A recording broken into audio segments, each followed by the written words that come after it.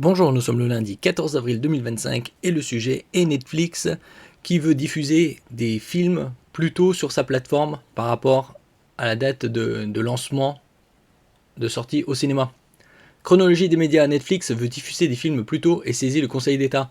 Précédemment, c'était Disney+, qui avait réduit aussi son temps par rapport à la diffusion sortie au cinéma à 1 an.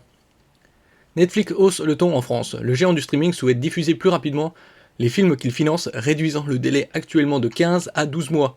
1 an. Symbolique. Après, s'il finance, il pourrait peut-être même les sortir plus tôt. Après leur sortie au cinéma, une demande qui relance les débats autour de la chronologie des médias, ce système spécifique à la France qui encadre strictement les fenêtres de diffusion des œuvres audiovisuelles.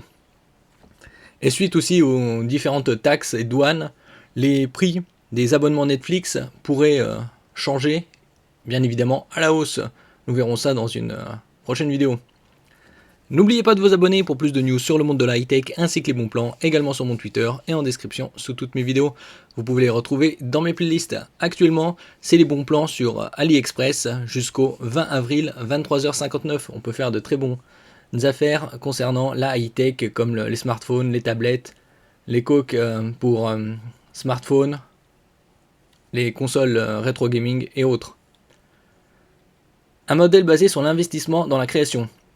Ce dispositif repose sur un principe clair. Plus un acteur contribue financièrement à la production cinématographique française, plus il peut diffuser rapidement les films sur sa plateforme.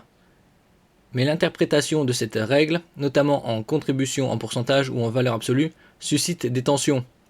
Début 2025, Disney+ a bénéficié d'une fenêtre de diffusion fixée à 9 mois, contre 17 mois précédemment, donc réduit de moitié. En contrepartie, la plateforme s'est engagée à investir 25% de son chiffre d'affaires annuel réalisé en France dans la création française, soit environ 40 millions d'euros. Ce raccourcissement du délai représente un atout concurrentiel important alors que Canal+ conserve, pour sa part, une exclusivité de 6 mois. Est-ce qu'on aura une réduction au niveau du temps? Ça passera peut-être à un trimestre symbolique. Après 6 mois, c'est assez court. Et donc ici, en ce qui concerne Netflix, ça passerait de 15 à 12, voire peut-être moins. Pour Disney+, c'est déjà passé de 17 à 9, donc un gain très important.